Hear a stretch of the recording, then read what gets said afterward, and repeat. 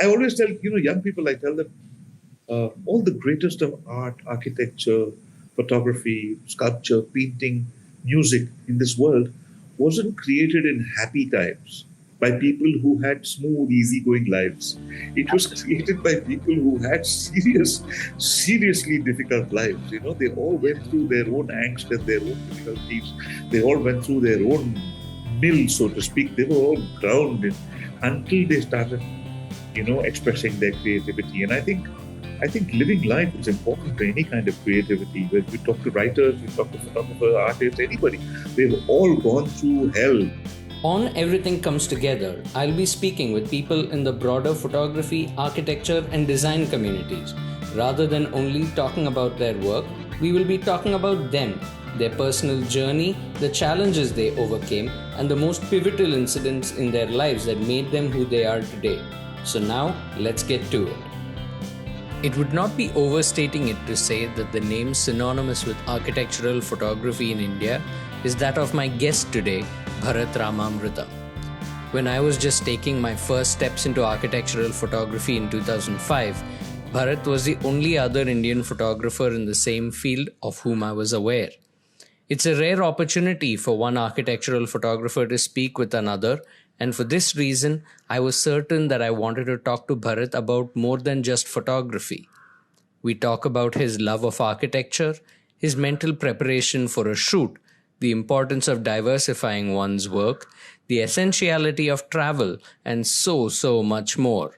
I hope you enjoyed this conversation as much as I did. I just wanted to let you know that the Everything Comes Together podcast has a new home online. At everythingcomestogether.com, you can watch full episodes to get the whole story, or you can watch a treasure trove of playlists.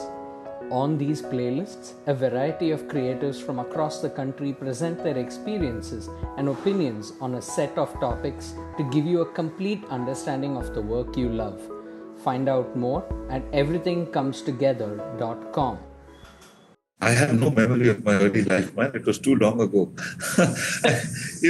Look, I mean, I do know that we moved from city to city because my father was, wherever he was posted, we had to go. He wasn't in the army, he was in private service, but working for a multinational also. As the kind of head office moved, we had to move. So I was born in Madras, and then we lived in Madras for a little while, then we lived in Bangkok, then we lived in Kolkata, and then finally we even went to Delhi for, I think, about a year, 6 months we were in Delhi. And then we moved to Bombay, when the head office moved to Bombay, and we moved to Bombay in 1967. So pretty much from 1967 till 1976, I was in Mumbai. 76, I went to Ahmedabad to study architecture, and that was it. After that, I've been a nomad. I've lived in different places, and I have a travel bug, so I love traveling, and I'm pretty much of a nomad character. So I kind of, I like to reinvent myself every few years, and that's always an opportunity when you go to a new city. And I think I've been very blessed in the sense that I was able to bring the two loves of my life together, which was the architecture that I studied and the photography which I pursued. From a very early age. So for me, but photography wasn't a career option in the mid-70s, you see, when I had to choose a career. And it was, everybody said, Shava, a good hobby and all that, but, you can't make a living. And sure enough, it was difficult. It was a very difficult thing. There were only mostly photojournalists around. And of course, there was Raghu Rai and Raghuveer Singh.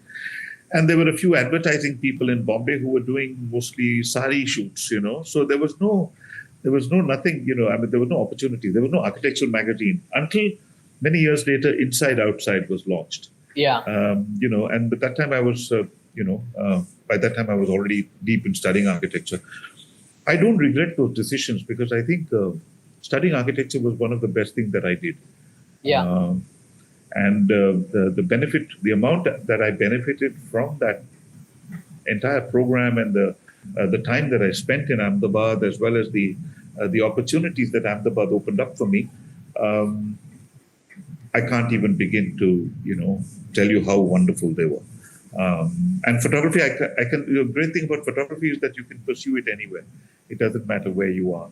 And as long as you have a camera and film in those days, I could travel and I could shoot a little bit. I limited but money, so I had like one roll of film or two rolls of film, where you had to make every shot count. And that was an incredible discipline, because you had to really think 10 times before taking a picture, because you had 36 frames and that's all you could afford for that month. And it was not easy. It was not easy. It was difficult. But I think that's interesting, because there are two things that come up when you talk right now. One is how you're really free-spirited is what comes through. But also when you're talking about making it in photography, especially in architectural photography, it does take a lot of hard grind to get there. But when talking about the free-spirited nature, right? How did you enjoy, or I'm guessing you didn't enjoy, what the highly structured education system that we have to go through, right? Was that something you put too much value in? Let me put it this way. I've always believed in Mark Twain's famous quote. Never let your learning interfere with your education. And we all have to go through, schooling and college and all that is like one of those. Schooling particularly is a necessary evil. I tell everybody, finish school, just, like my mother used to say in Tamil, mooku pudichundu mudichudu, which meant like hold your nose, hold your breath and just finish it off once and for all. So, I mean, for me, I think, schooling was good, was okay. I mean, I was in a all-boys school in Bombay, Jesuit school, and I pretty much did my entire schooling from there. I still have very good friends from the school, from my class, and I still have, fond memories of some of the teachers. Yeah. But, you win some and you lose some. So education was, that formal education was good in some ways, was very forgettable in some ways. Certain things didn't get, let me put it this way, the love for literature, the love for history are all things that happened much later. Schooling, it was a flop. In school itself, it was a complete disaster. We had really bad teachers. But again, then going into college was like this expansion of freedom. And, I studied 1 year in Elphinstone College in Bombay. But I was determined to get out of Bombay. The point was to leave home. It wasn't so much about, what I wanted to study, but where I wanted to study. So I had to choose something which was outside Bombay. And even though Bombay had schools of architecture at that time, I chose only to apply in Ahmedabad. And I figured if I did not get into Ahmedabad, I would either look at NID or something, or alternatively just be self-taught. I had no real plans in that sense. I only knew what I didn't want to do. Those days we used to make career decisions based on what you don't like and what you don't want. So I didn't want to, I couldn't see myself getting up in the morning and wearing a suit and carrying a briefcase and going to office, right? So that was definitely out. So any profession that required that was like out of the picture. And, through my architecture. But it's interesting that the switch was, not the switch, the path you chose to take was to architecture. Was there something that prompted you to go in that direction? I had read somewhere that architecture is the mother of all the arts.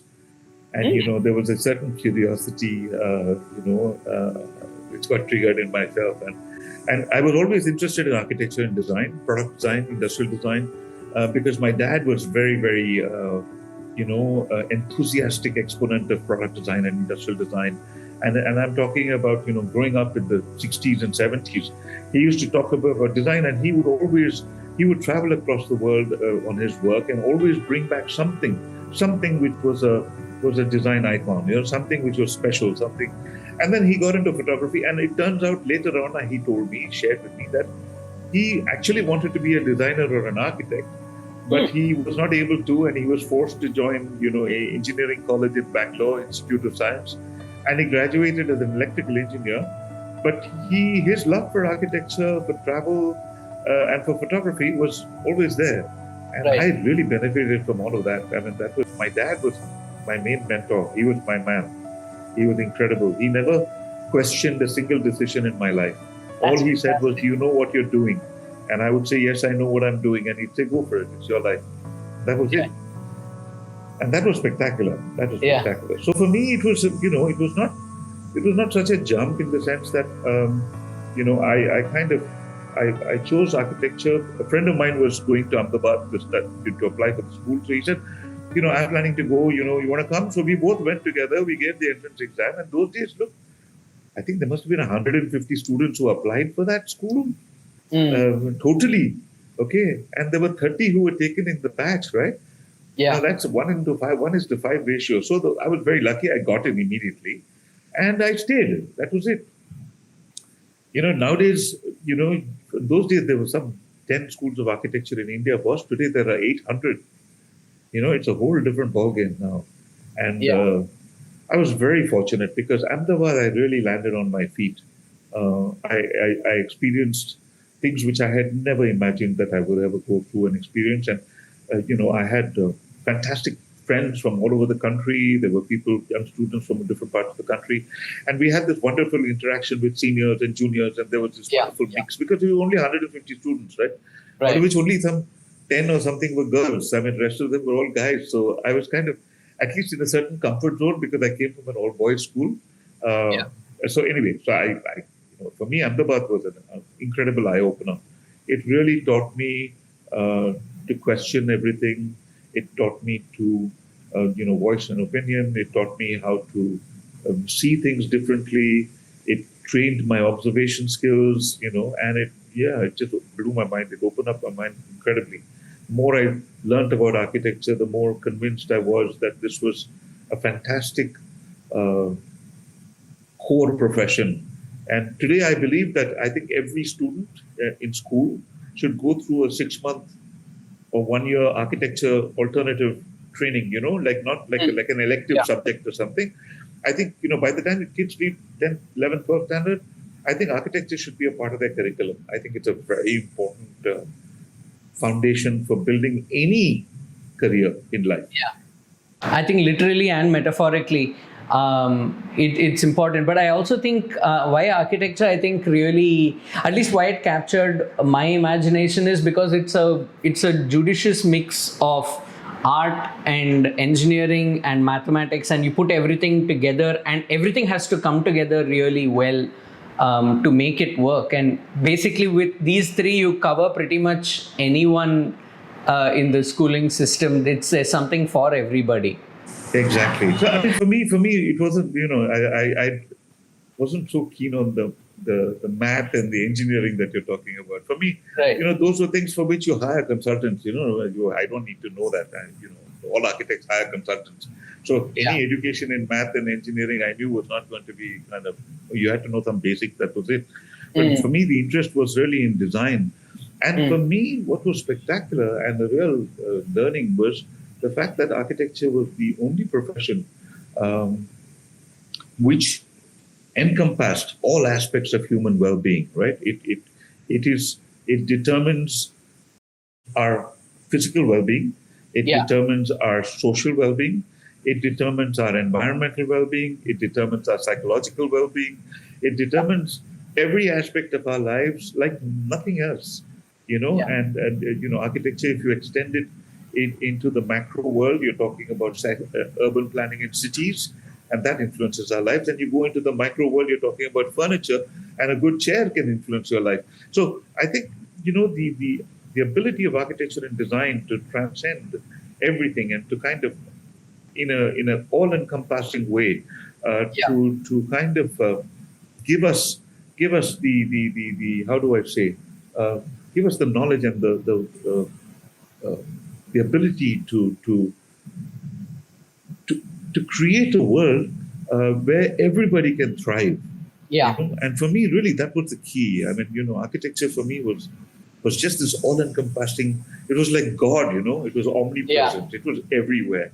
And it was something that I just felt that, wow, this is incredible. And it, in a way, photography and architecture merge beautifully at that level because, photography also is omnipresent. It's everywhere. And I think between photography and architecture, there's always been this very exciting symbiosis, which has existed right from the early days of photography. In fact, from the very early days of art and painting, the architecture was very much a part of it. So I think, there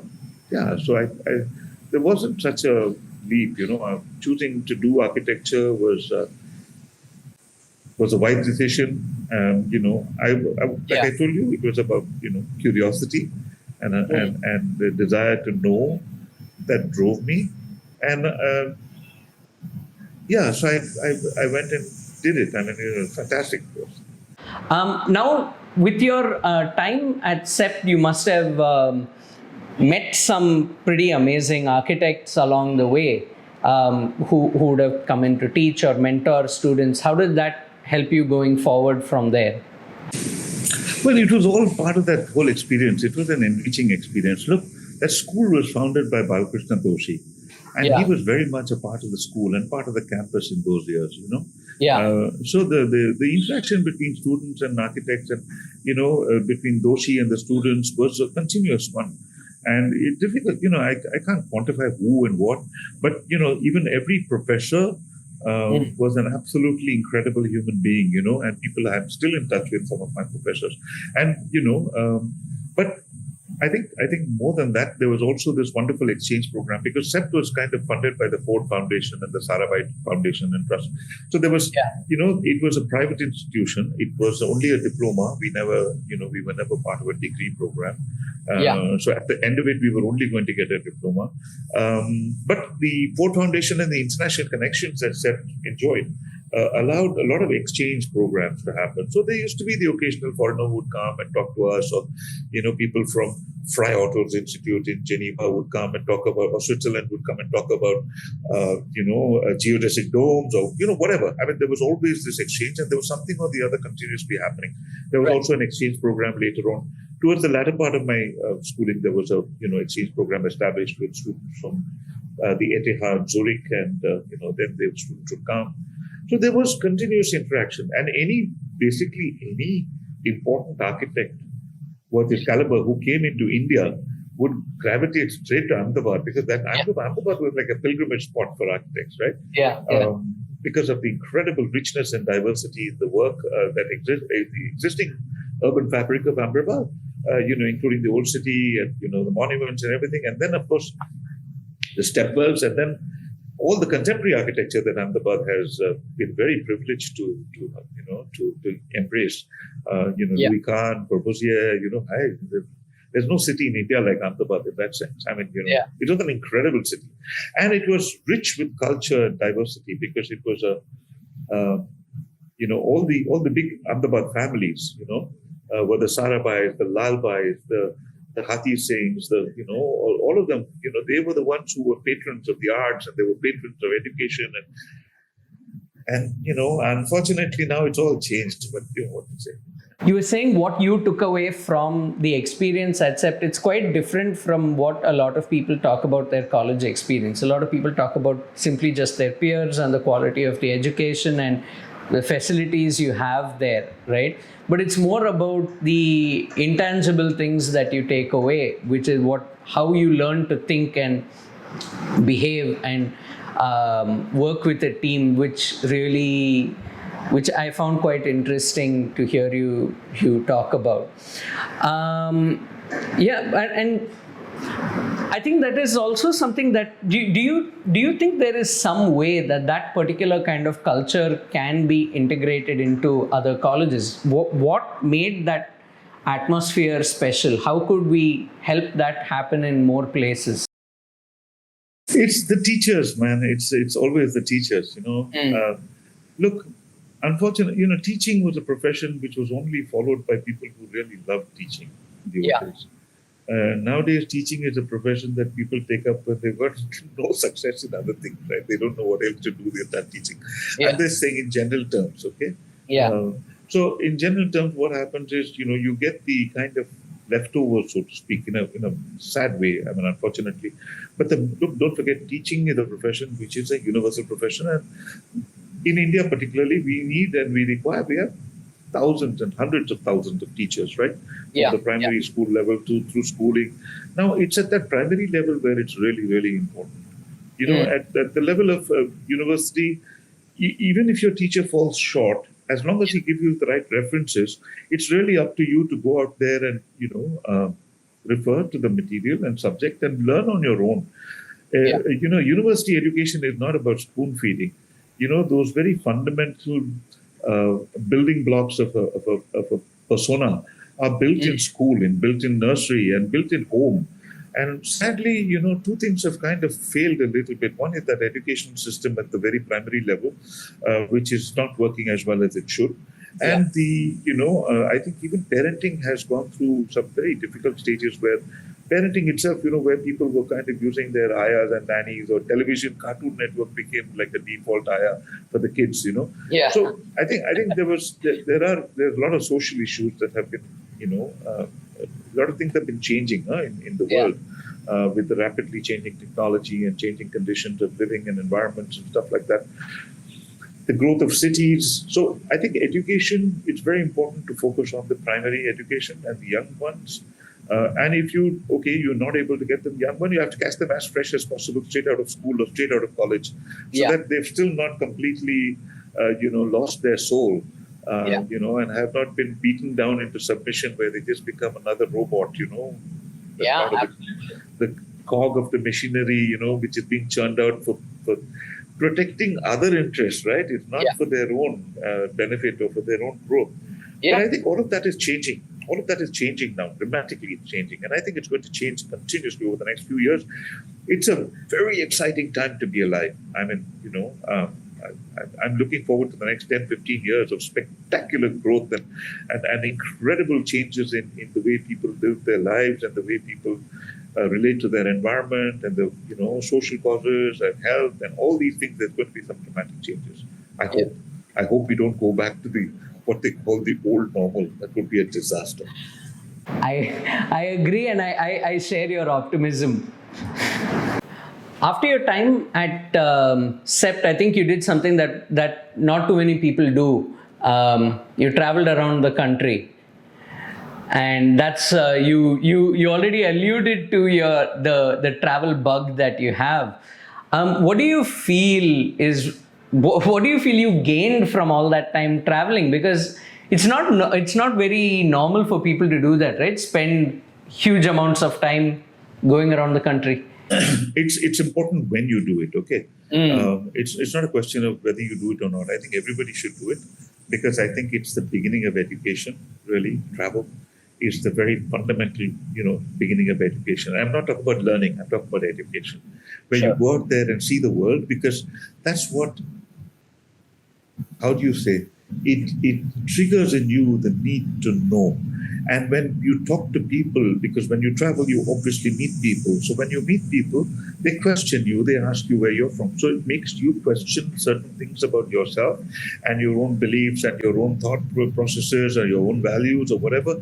Because any kind of interaction opens up a dialogue which not only contributes to your knowledge, but it contributes to your self-awareness. And realize where you have come from and what you are and who you are. And when somebody asks you, I mean, when I was traveling outside India, this was around the same time, just a little later, they would, silly questions like, why do women wear red spots on their forehead? And, I'm like, I have no idea, I'm talking about, 1976, 77, 79, right, with my first trip outside India. And I was in Holland for almost 2 years. And then I traveled around Europe. And then I came back to Ahmedabad and finished my course, so to speak, at CEPT. And then after that, I had a motorcycle. My dad was very kind. He allowed me he bought me a motorcycle, which was, it cost the grand sum of 14,000 rupees. And it was an export model Bullet, made in Chennai, Madras. And it was silver, it was chrome and red, bright red with easy rider handlebars and two-level seat. So it used to turn heads in those days, man. It used to turn heads. It'll turn heads today. It was like driving a Lamborghini through the streets today. No, now nobody bothered. Nobody cared. Look, I tell you, I mean, of course, the Bullet lovers are the Bullet lovers. That's a fan club, and that's it's almost like a cult following. I still love my Bullet. I had it for 8 years. But travel is essential. I tell every young person who comes to the office, I say, look, get every opportunity you can and travel. And it doesn't matter. You don't have to go, 50,000 kilometers. You can travel, 100 kilometers. Go out and see what's surrounding your city. Go and see those little villages. Take a local train, take a local bus, and, don't even ask where it goes. Just get into any bus, pay one ticket and land up wherever it goes. You can't get lost. You're smart enough to know that you're not going to get lost, You'll always find your way back. We used to do that in Bombay. We used to take buses at night. Double-decker buses in the old days in Bombay. Yeah. So, double-decker buses, after 9 o'clock at night, Bombay would go to sleep, right? In those days, there was hardly anything happening in Bombay. So we would sit in the front row, two of us photographers, we were keen photographers, and we would sit in the front row of the double-decker bus and feel the wind in our hair and go through the city and look at Bombay by night from a slightly elevated viewpoint. It was spectacular. You can't do that. I mean, you can do that maybe, but I don't think there are any double-decker buses left in Bombay. It's gone. So, those are experiences which is all because of the desire to explore, Yeah. And I think travel and exploration are two key elements in photography. Even if you don't get to travel, the idea of exploration, even if you walk into an architectural project, you have to explore that project. If you don't have that desire to explore and really understand it, it's not going to happen. Absolutely. It's that curiosity that really makes a difference in how much you learn along the way, right? To be more curious and to want to... And I think what you also said about understanding not only different people, but also understanding yourself, it provides that context to what you do and what traditions or what cultures you have grown up with. You think you know everything, but it makes you realize what you don't know. When people suddenly ask you a question, you have no idea. You have to say, sorry, I don't know. You can't, and then it makes you go back and question and ask, and find out, So it triggers all kinds of research, everything. I mean, why is the grass greener on the other side of the fence? Right? I've waffled a lot. I mean, after I finished everything in my course, right? So I finished my thesis, my studio and everything, design studio, all of that was complete. Everything was clear. And I reached that stage where I had to do a thesis. It was a research thesis. And I came to Madras to do that.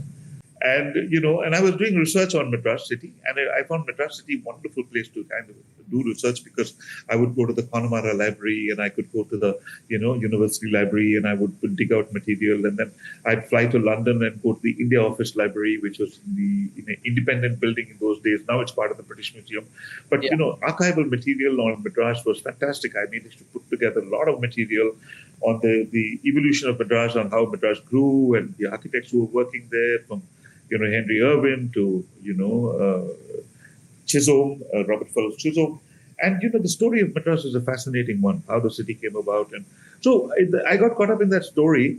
And then I did all my research. And I did not want to sit and write because I'm bad at sitting down and writing. I don't have that, what I call chipko factor, where you have to sit down, chipko yourself to your seat and actually write this whole thing down. Yeah. Then I started thinking, everybody's saying you're going to finish your studies. You want to finish. Why shouldn't you? You should finish your studies. I thought to myself, no, I don't want to finish my studies. I said, if this diploma that I'm going to get is going to be a sign of me finishing my studies, I don't want to finish. Yeah. I want to be a student for the rest of my life. So I didn't submit it. I never finished my architecture. Your final thesis? No, I didn't submit my thesis. No. I did all the groundwork. I had all the material. I still got everything that I had researched, but I just didn't want to sit down. And then I went into this whole rebellious phase of, I don't want to finish my studies, right? I don't want to finish my education. Why? What is this finished business? I don't want to finish anything. I want to be a student for the rest of my life. I left and then I traveled. And then I wasn't sure what I was going to do. Then I was hanging around in Bombay, and then I happened to meet Charles Correa, who offered me a job.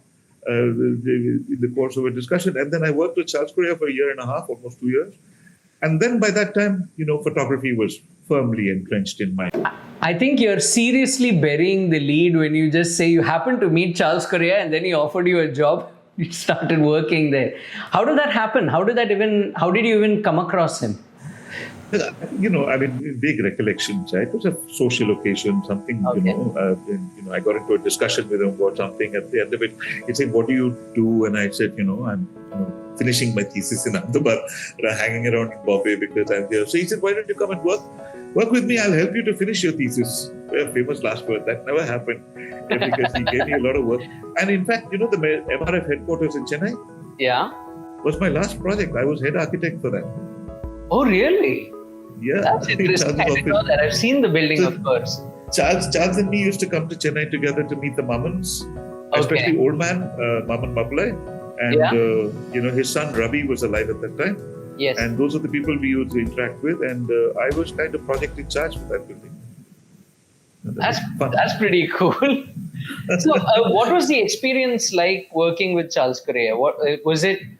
Was it different from what you expected, or did you have any expectations going in? No, it was fantastic. Charles Correa contributed hugely to my understanding of architecture, and he was an incredible teacher. He was he was a terrifying man to work for, and that's universally acknowledged. He was difficult to work with, but he was an absolute genius in his work and his ability to articulate his thoughts and ideas, and his amazing talent as an architect.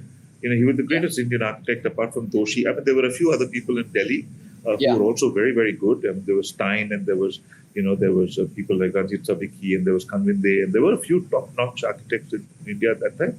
But Charles Correa and Doshi kind of stood out. Doshi because of his educational connections, and Correa because of his international connections, because he used to teach in Michigan and he used to go and come. Sure. But the time that I spent there was unbelievably wonderful. I mean, I can't even begin to tell you. I mean, both in Ahmedabad as well as in Bombay, at one point I felt I had kind of, let me put it this way, I knew in my heart of hearts that I was never going to make a great architect because I didn't have that kind of overriding passion which will allow me to sacrifice everything else and just do that.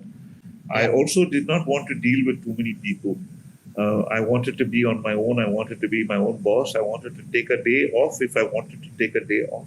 Sure. I did not want to become a slave to my profession. And I realized that, architecture wasn't going to offer me those perks, so to speak. And at best, I would be a competent designer, but I felt that there would be a certain reluctance. And there was a certain reluctance. But I realized that photography suddenly was growing and changing. And yes. I phoned a few friends who were architects and colleagues who were successful architects. And I said, who shoots your work for you, right? Who photographs your work for you? And almost universally, there was like this thing about, photographers don't understand architecture. And that was it. I said, hey guys, you know what? There's a new kid on the block. If you need any photography done, reach out to me. And I'll come and I'll shoot your work for you. And I quit Charles.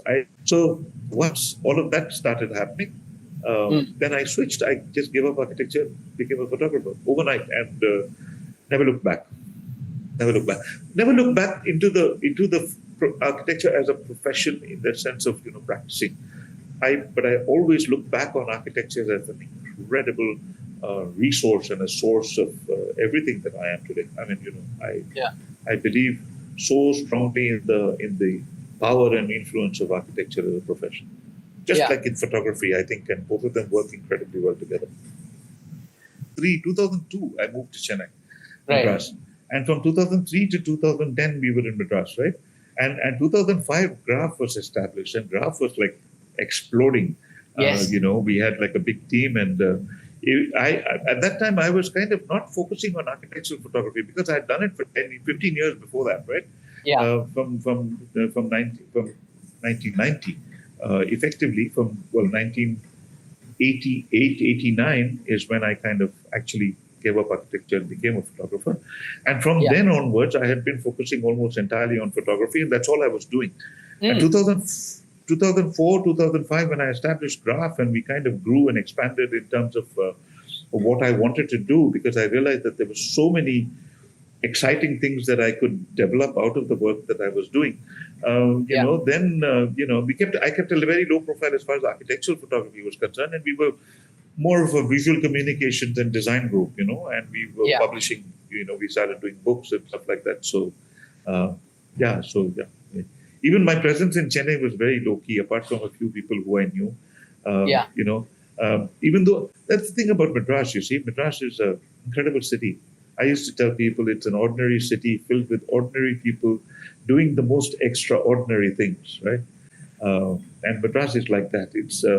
it's so below the radar, and it's not, people don't blow their trumpets from the rooftop, but people are doing amazing things. I met the most incredible people in Madras, and they contributed hugely to everything that I am today also. So it was a wonderful experience, and of course, my parents were there. I hadn't seen them for many years, so it was an opportunity to go and spend some time with them, and yeah. So. That's really nice. I'd like to circle back a little bit to how you were getting your start in architectural photography itself. Today, people would easily reach out to any photographer they know, or if they like their work, they'll reach out to them and ask them for advice. Was there someone you could turn to for advice when it came to photography itself? Did you need to? Well, architects were giving me advice. So it wasn't the photographers who gave me. There were no photographers. So like I said, I was very lucky.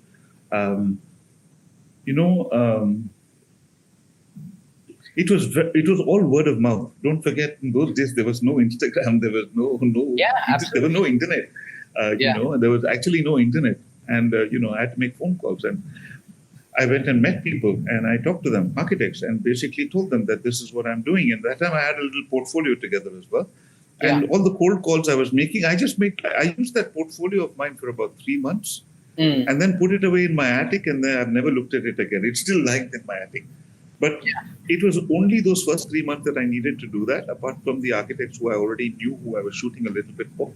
I made some amazing friends in the architecture community who have remained clients and friends today. So I've got clients who have been with me for 30 years, man. It's, it's pretty cool. See, as I'm also an architecture photographer, and I feel like I entered the industry in a sort of cusp period, right? I entered the industry around the time where film was being phased out and digital was becoming dominant. Which year was that? 2005. Okay, yeah, it was just at that time, 2004, 2005, It was that cusp where I was starting off. I started off in like February 2005, and so it was going from film to digital on one side, but then it was also going from everything offline to people just starting to go online. So in fact, when I started off, like none of my clients had websites back then. So where would they put their photos up? There was obviously, like you said, no Instagram. There were people who were just about using email and SMS, right? The internet was very, very poor in those days. It was not, BSNL dial-up modems. The sounds of the dial-up modem is burnt into my brain. I know. Tell me about it. That screeching sound of it. No, but then another thing. I mean, when I came back from Europe, I was in London late 90s, and I was doing photography there, and I was already doing virtual tours. I was doing virtual reality stuff, VR stuff. And Apple had this amazing software called QTVR, which was QuickTime Virtual Reality. And the whole concept of virtual reality and 3D tours and, going around and stuff was from the late 90s. And I came to India with all of that, wanting to start this whole thing and, wanting to offer people, late 80s I'm talking about, not 90s. Late 80s and early 90s. And when I started offering people, it was way ahead of its time. And, the first thing the first complaint would come like, my God, the file size is like 150 kilobytes, right? 150 KB. It would take 20 minutes to download. It was cool. So, we are lucky, man. We live in different times now. Yeah, totally lucky.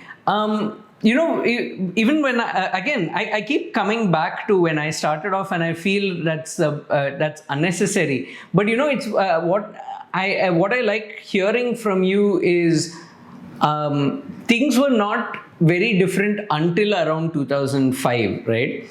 And then 2005, it seems to have changed a lot. Is that a correct assumption that I make? Well, at one level, yes, because there were the circumstances in the world were changing, the technologies were changing, and I reinvented myself at the same time because we started Graph at that time, and it was a complete change from being a independent photographer with one assistant to running an office with 40 people. It was a huge shift. That's a massive shift. But for me, it's always been every few years now. even through the time I was doing photography, there would be some dramatic change in my life. It was like every 7-8 years now, I wanted a shift, a change, either a change of location or a change of approach or a change of strategy or whatever it might be. So it was like, I don't know, are you familiar with Monty Python and Monty Python Flying Circus? Okay, the old British TV comedy. And and every once in a while, there was animated stuff, right? And every once in a while, this head would pop out in the middle of the screen and say, and now for something completely different. And it would go off on a complete tangent, right? Yeah. So I've always believed in that. And now for something completely different, and I've approached many things with that kind of value. I don't know. It's a kind of approach, an attitude, and now for something completely different, and so like that, I've reinvented myself every few years. So 2004, 2005 was another cusp when I was reinventing myself, but in a big way. That was a massive change. That's a massive change. And I think that also that constant reinvention sort of keeps you in people's eye as well, right? No, it doesn't actually. It puts you out. Yeah. Look, in India, people look at things like this. Yeah, everybody blinkered, If you don't call yourself an architectural photographer and you have 20 fantastic pictures of buildings and you show it to somebody, he'll say, you can. So can you shoot architecture also? So why you don't call yourself an architectural photographer? Look, I'll tell you, in India, we're very limited in our understanding of these things. Photography is still a hugely misunderstood profession, just like architecture. And I think the scope or the opportunity for people to kind of understand exactly what you do was very limited in those days because people didn't have the exposure. There was no internet. There was no nothing compared to today. It's very, very different. It is different. But do you feel that there were any challenges with your everyday work back then that still persist today? Still a challenge. Every day is still a challenge. Every day is a challenge, I understand. Look, the beauty of what we do as photographers, architects, whatever you might want to say, as creative people, every day is a blessing and every day is a challenge. Yeah. I literally count my blessings every day. I think, thank you. There's something I've done right for my life to be so, not effortless. It's not been effortless. It's been really difficult. I've gone through like some major ups and downs and upheavals and changes. But at the same time, every one of those experiences enriches you in some way or the other. It contributes to who you are and who you become. So I think challenges and obstacles and confronting situations is always a part of life. It always will be. It's never going to change. If anybody thinks they've got an easy life, they're bullshitting you because it's not true. I don't think there's not a single individual who hasn't gone through their own kind of, bunch of crap, if you want to call it, But I think it affects everyone. But like I always tell people, you know what? You have no control over what the world throws at you. You have no control over what happens, situations, circumstances, how people react to you, what people do, what people say. You have no control over it at all. Yeah. The only thing that we actually have control over, and which is the only thing we really have control over, is our response to it, is how we respond to it. We confront a situation, how do you respond to that situation? That's the important thing. It's not about the situation itself. You confront bad weather on a shoot, how do you confront that situation? How do you deal with it? How do you confront something else? You suddenly come to a project and you see scaffolding up, how do you deal with it? So everything is a challenge, everything is an obstacle, and it'll come at you from every direction. So what you have to master is the ability to maintain a certain equanimity, maintain a certain,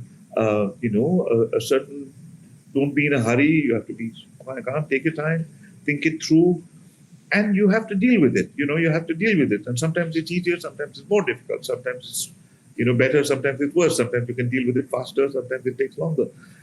That's a part of life. I mean, that's life with a capital L-I-F-E.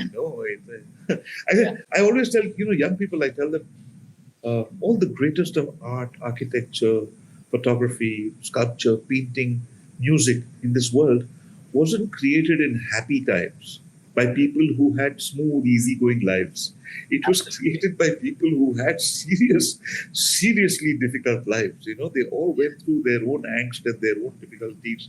They all went through their own mill, so to speak. They were all ground until they started, expressing their creativity. And I think living life is important to any kind of creativity. When you talk to writers, you talk to photographers, artists, anybody, they've all gone through hell before they can actually, output. So if anybody wants an easy life and wants to make a career and really wants to make a mark, they can't. You can't. It doesn't work. Easy life and this doesn't work. They don't. They're not. They're not synonymous. They're complete opposite ends of the spectrum. You have to be prepared. I tell young photographers, I said, look, it's all very well. You'll get one or two shoots from friends and maybe one or two shoots from friends and relatives. But after that, what? Yeah, absolutely. It's not easy. It's going to be increasingly difficult. And it's getting more and more difficult as time goes by because suddenly there's a lot of confusion about what it's all about, and very little understanding of what it's all about. And going into the future, I think 60, 70%, maybe even more of young people today who are coming out of schools and colleges are going to be living in a world where nothing is the same as what they were used to, because even the professions and jobs that they will be working on or things that they create will be something that's never been seen by the world before, because new hybrid professions are emerging, new forms of work are emerging, new forms of collaboration are emerging, and all of this is going to lead to new kind of integration of different fields and different professions, especially in the creative area. All these things are coming together today, whether it's architecture, installation, sculpture, art. You can take design, product design, industrial. You take all of this, you shake it all up and you can put it in an art gallery. You know what I'm saying? It's all coming together. How do you tell the difference between one and the other? There are buildings which are like sculpture, like there are buildings like installations. There are installations that are like buildings. There's sculpture that's like architecture. All of this is merging. The little bit of thin line that used to exist between these fields is all kind of merged now. Merging too. And it's super exciting. You have to think of entirely new ways of doing things. I found it quite fascinating to hear you talk about how everyone's going to be facing challenges at some point, right? Even if you're not going through it now, you go through it later on. And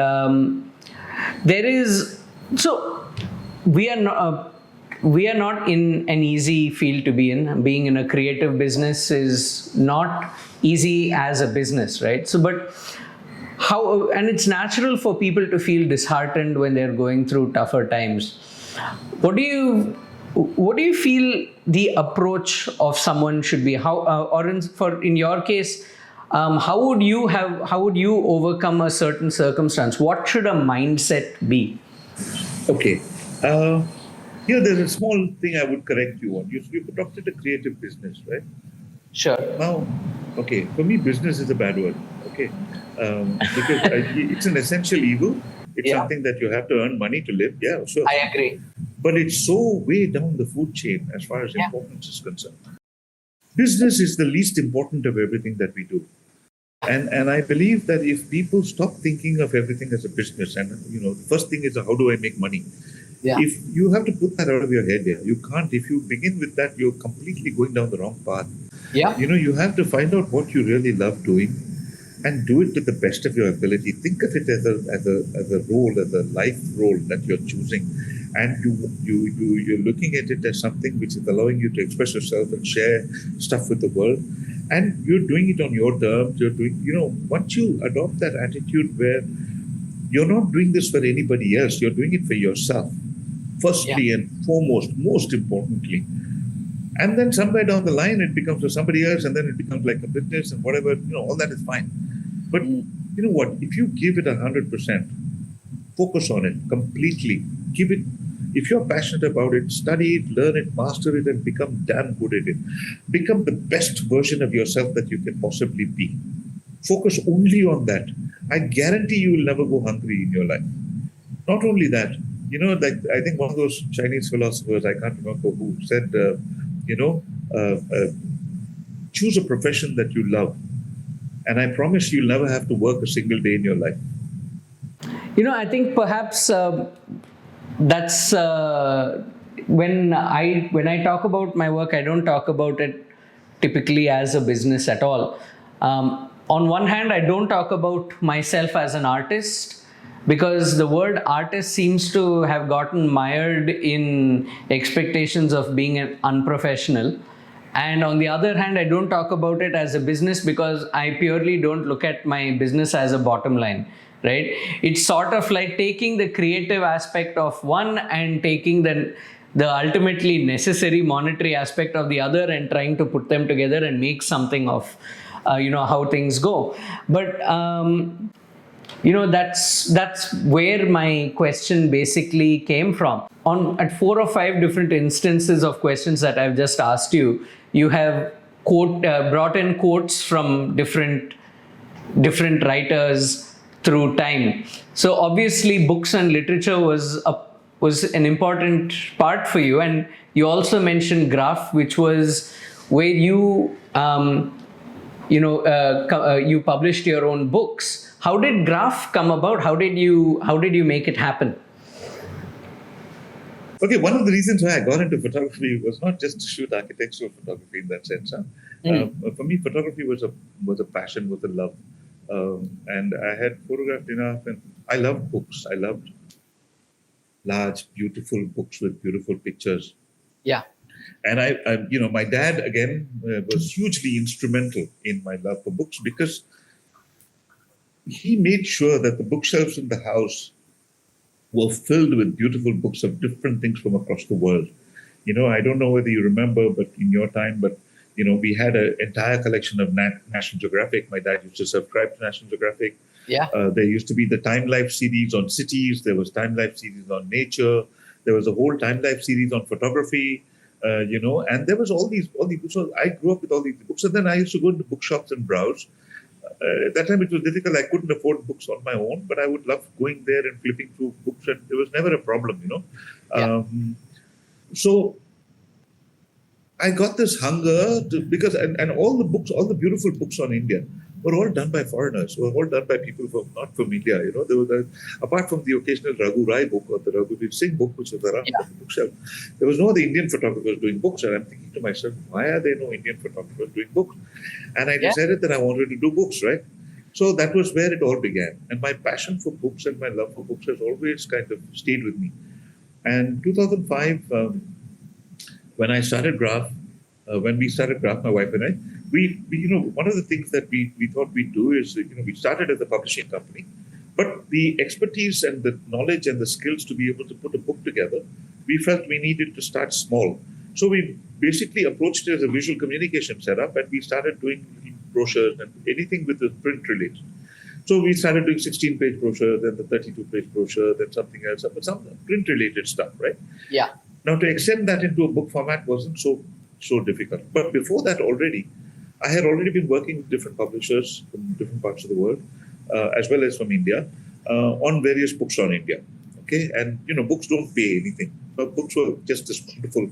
Yeah. Every book that I did was a passion project, and as long as I broke even and I didn't have to spend out of my pocket, I was okay with it, because it was an opportunity to learn something new, go to some new place, meet new people, and actually interact with scholars and authorities on that particular subject or field, the writers who were involved with the book, who would, I would chat with or talk to.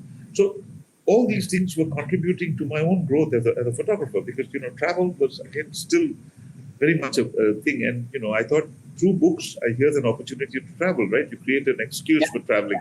And you go to, Tanjavur and hang out in Tanjavur for 6 days, shooting the temple, or you go to Kumbakonam, or you shoot Kumbakonam, or you shoot, Kanchipuram. You can go down to, Sreenag and spend like 10 days in Sreenag. It's so spectacular in terms of its, So I did books ranging from this temple towns of Tamil Nadu to, books on wooden architecture. So a number of books. I was interacting with people from Mark Publications. I did a lot of the early books with Mark. In fact, I've done many books with Mark. And all the books that I've always done have always tended to be filled with substance and content. So it was not just about picture books. It was not about myself, look how great I am as a photographer. It was all about, look at this, see the value of this, see the richness that we have in this country, see the diversity, learn about it, so it was about spreading awareness. All those books were kind of semi-academic, scholarly, but they were always contributing to people's knowledge and awareness. And the beauty of that was, scholars across the world who would get copies of these books, all know me, so it's a very niche kind of field, right? Because I've traveled and I've done so many books. So when they want something different in India, if they want a picture of a Kerala temple or the inside sanctum sanctorum of a Kerala temple, they're writing something or presenting something in the Victoria and Albert Museum or in the Metropolitan Museum of Art. They write to me saying, have you got a picture of this? And then fortunately, if I've got one, I can send it to them and, I earn a little bit with that stock stuff. But the books were a big passion. And so we started doing little print material and then we started doing books. And, we did a number of books after that over the last 10, 15 years now. I've maybe about 4 or 5 books we've done. We did a book on Falaknuma Palace. We did a book on the Chettinad mansions of Chettinad. We did a book on, Hampi. Recent one was on Hampi. I did a book on the treasures of the Deccan with my sister, who's a jewelry expert. She's an authority on Indian jewelry. So we did a book on the Nizam's jewels. We did another book on, something or the other. Very fascinating. The less I knew about a subject, the better chances of me grabbing onto it and trying to do a book. So you said you started Graph in 2005. 3 years into that, it was the 2008 financial crash. Did that play a part? Did that affect you guys in any way? Yeah, I did, because look, already Graph was being funded by me. All my life savings I was putting into Graph. And I had no experience in running an organization. I didn't have no MBA. I didn't have that kind of training. And I was kind of led down the garden path a little bit by a couple of people who said, we'll make it a private limited company and all that, which was disastrous. I should never have done that. But, I look back in this retrospect and I think it now. But I did it. I did what I felt I needed to do based on advice I got, which I felt was kind of, authentic and accurate. But then nobody could tell the future. But I was funding Graph. In 2007, Bharath received an offer for a substantial investment in Graph from an American businessman. This was a tempting proposition. While Graph was doing very well, it was simultaneously draining Bharath's resources. The investor wanted Bharath to stay on as a CEO and keep steering the ship. As discussions went on, it was clear that the kind of work that would head their way after the deal was not the kind of work Bharath wanted to do. After weighing the pros and cons of being bought out, Bharath ultimately decided he wanted to be his own boss and run the company his way. He turned down the offer. After turning down the offer, the world was hit by the 2008 financial crisis, and like all creative services, Graph was hit hard. The tough years extended into 2010, and Bharath decided to move his now downsized team to Goa and start afresh. It took them another 2 years to bring stability and growth back to the company. You were doing so many varied things, and you were doing your photography as well. Which do you feel took up more of your time? Was it the pure hardcore architectural photography, or was it Graph? That's what I'm saying. Graph completely took over my life. And that was one of the difficult things that I had to deal with, because I was running a company, I was running an organization now, and over a period of time, I realized I was running a finishing school.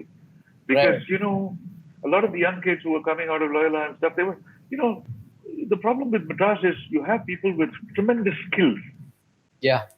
But no exposure. Yeah, absolutely. You'll bit somebody in Madras in front of a computer and give him a software, he'll master it in 4 days. But you ask him about Michelangelo, Buonarroti, he'll look at you blank, he won't know what you're talking about. Yeah. I know what you mean. Yeah. So it's the lack of exposure, whether it's in photography, architecture, or whatever. I mean, all that has changed dramatically with the, proliferation of the internet. But in those days, these young people did not have the internet. No, they were dependent on their teachers, and the teachers never gave them that exposure. So I used to conduct class every Saturday. We used to do talks about art movements and this and that. So it was difficult. It was a one-man show. I was trying to run everything, and everything. I was looking after everything from business development to sticking the label straight on an envelope and not crooked. It would drive me crazy when the address label is not crooked. Yeah. I've been seeing your work for a long time, and one thing that I have really enjoyed to see is I have noticed the consistency over so many years, right? The consistency in the quality of your output of your photography. What's your approach like to maintain that quality? I obviously, from talking to you, I see that you keep iterating and you keep trying to find new ways of doing things and keep yourself fresh, right? So, as you said, a lot of people don't have that quality control in their own work. But what do you need to do to maintain that quality? Well, it's not a conscious thing for me. It's Sure. not something that firstly, to reinvent myself is basically the only way I do it is to constantly, I don't experiment too much on shoots, but I'm constantly learning new things. And whether it's, something online or magazines or whatever, I've always liked to read and I always like to learn new things. And I've kept my finger on the pulse of architecture also to some extent during the years. So because interacting with architects, the ability to talk architecture is always a nice thing to do. Discuss the works of different architects. Right now, I'm kind of working on a long-term kind of architecture-related project, which is also super exciting. But the point is, when I go into a shoot, Sreenag, Yeah. The minute I take my camera out, firstly, I don't take my camera out at the beginning. I walk around, I spend time. To the point where sometimes the house owner or whatever, or the client or the project people in charge will say, how long are you going to walk around? And I'm like, I'm getting to know the place, right? So there was a process which I follow.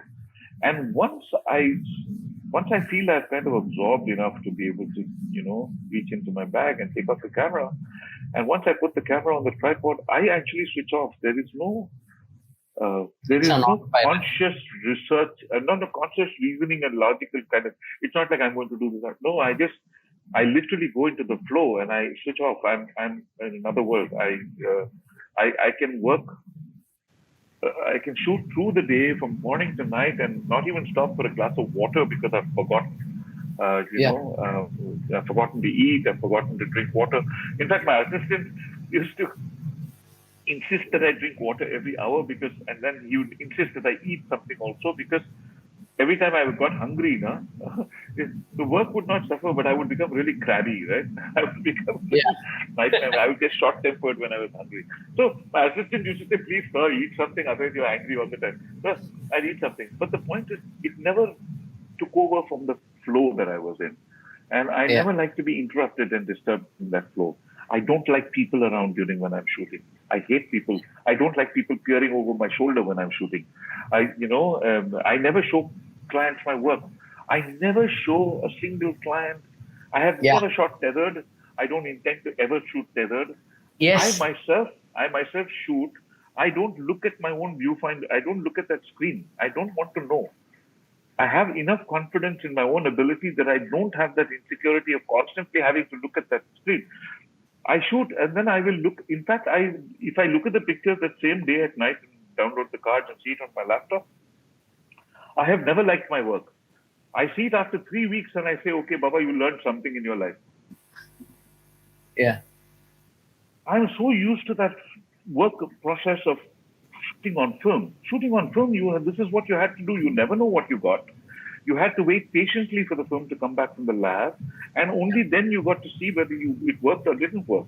And for me, that flow, that almost intuitive flow, it's almost like a subliminal thing which starts guiding me. Because I open up to the building, I stand there and I don't feel that kind of thing that I've come here to take these amazing pictures of this building. No, I succumb myself to the building and I become incredibly receptive. And then suddenly everywhere I look, the building is showing me images, right? And it's showing me wonderful, it's showing me different points of view, and it'll take me somewhere, it'll take me around a corner or make me look through a window. I don't think that these are things that I'm doing on my own, because it's almost like I'm kind of being guided by the spirit of the building, of the architecture. And then I just actually go with that flow and I follow and I shoot. And sometimes I'm able to translate that into an image, sometimes it doesn't work, but whatever said done. It's not a conscious, rigid, like that. There's no formula. Yeah. But it sounds like a lot of so-called architectural photography nowadays is all formula, formula. Yes. They do this, they do that, they do that. And you look 3 million, you can compare all the pictures, they all look the same. But do diversity, don't get, you have to show different kinds of projects, and you have to be open to things, on a continuous basis. You know, clients will say, move this, move that. You have to listen. You got no choice. Otherwise, Agreed. if you don't show, you're shooting for yourself. You have to be satisfied. Yes. And you have to Agreed. set the standards. 100%. Forget about the client. The client is only paying the bill. The client will always get. Yes. If you shoot with soul and shoot with commitment and shoot with right, intensity and whatever, you understand the brief and give the client what they want. I think there was only one shoot I did tethered over all these years that I shot. I think it was the Asian Paints, if I'm not mistaken. It was a big shoot, major. But then Color Next, they used to do this every year. Those Color Next for about 3-4 years. I shot all their Color Next stuff, their whole Color Next catalog and everything. So we used to rent a studio in Bombay and actually create sets. And, when we create sets, and then they have their own art director and somebody would come and want to see. I think only one shoot I did. I find it's a waste of time. Why are you slowing me down? Don't interrupt my process. I need to get on to the next shot. Why are you bothered over this? Is done, finished. I agree. So anyway, this is it's just me, boss. I can say all these things because, frankly, you know what? It's likely that a lot of people are going to listen to this and say, no, I'm not going to work with Amy. C'est la vie, life is like that. No. I'm 100% with you on this. There's no doubt about that. There's something else that was very interesting, and I have one note that I would like to bring up. But I think these two, putting them together, is an interesting contrast. On one hand, you said you had that absolute confidence in your own abilities to know what the shot is going to look like, and that you don't need to constantly keep looking at the screen on your camera. And that's great, right? And you said one very interesting line to me some time ago where you said, great images come from humility, right? And that really stuck. It really stuck in my mind because I was very fascinated to hear that observation. But and you were saying that, and I think you also said something about how arrogance holds back creativity. Could you just expand a little bit on your views about that? What are you doing photography for? It's a very important question. Why are you a photographer? Yeah. Is it because you want to inflate your own ego and your opinion of yourself and make other people think you're such a great human being? Or is it because you want to really contribute something beautiful to everything in your life and to other people surrounding you and increase awareness and knowledge of certain things and make people aware of things? Yeah. It's very simple. That's it. It's a very simple equation. It's either this or it's that. If you do it for this reason, there's humility, and you need to develop that humility by understanding the subject you're going to shoot. Yeah. And on the other side, it's that kind of, how do I say, slightly upstart kind of arrogance of, look how great I am. Because everybody is nowadays arrived here. Everybody does one successful shoot, somebody pays them, they think they've arrived as photographers. They become world famous. I say, you can become world famous in Goa. Yeah. But you're not going to be world famous. So in your limited kind of environment, you can become world famous. Yeah. And people tend to become like that. It's cool. Look, to each their own. I'm not saying that there's only one hard and fast rule, but I'll tell you, in principle, I think everything in life, if you approach whatever you approach in life, you don't downplay your abilities. You don't have to go the reverse way. It's not like some kind of a negative psychology. Yeah. What you do need to know is just be accepting of things in the world that are different from you, and embrace everything and all thoughts and all ideas and everything, because everything has got value.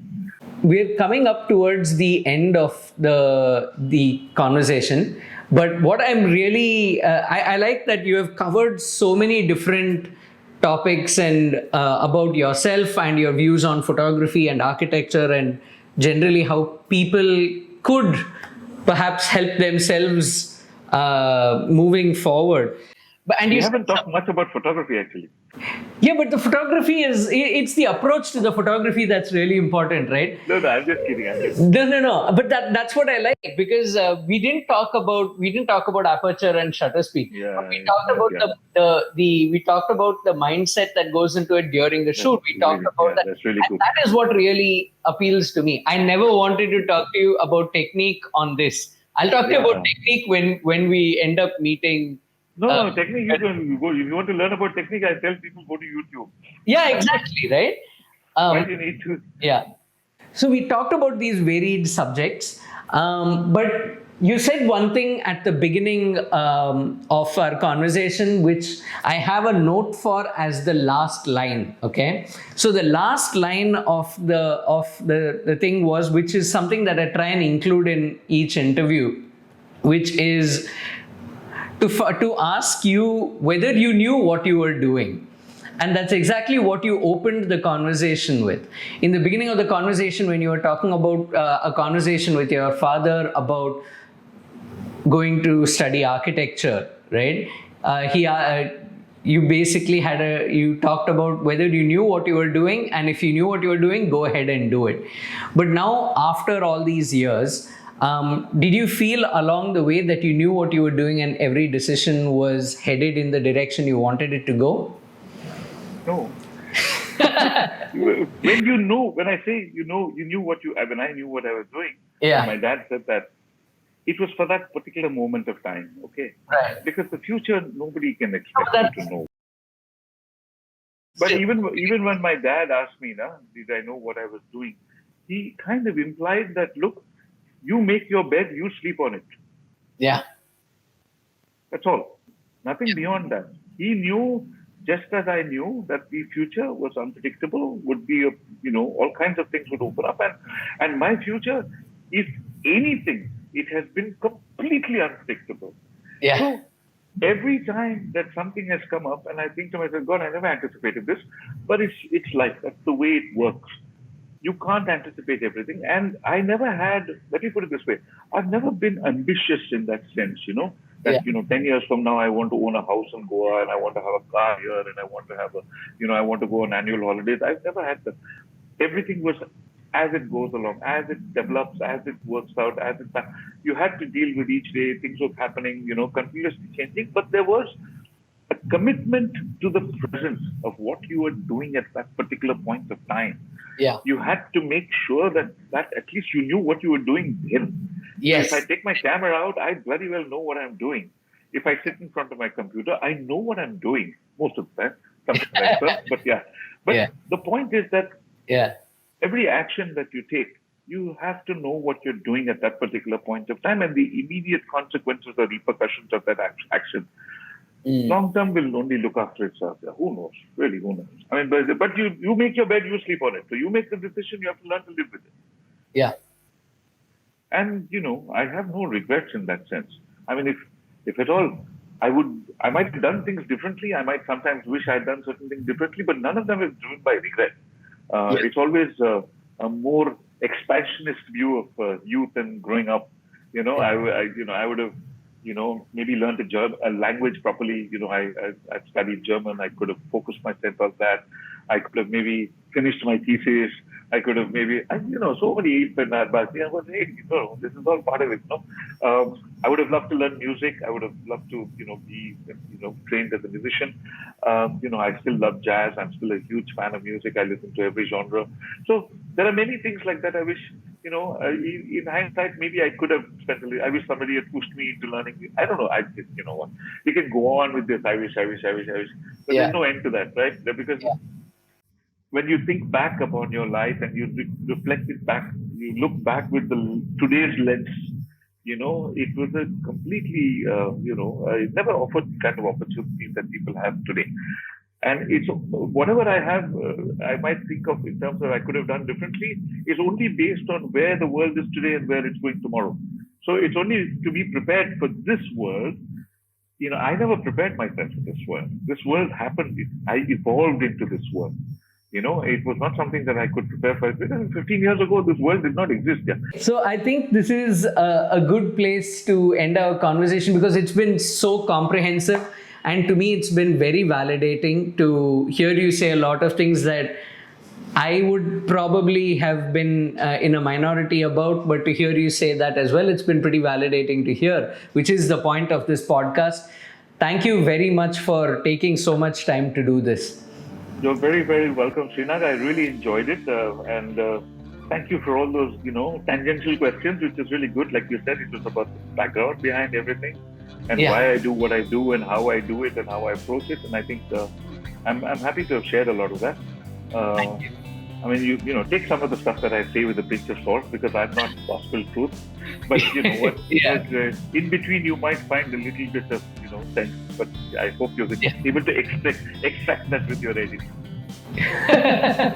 Okay, we'll look into that. Thank you. Thank you very much. Cheers. All the best. Well, that's our show for this week. You can find links to get in touch with my guests in the episode description below on YouTube, or if you're listening to the audio podcast, just swipe or tap over the cover art.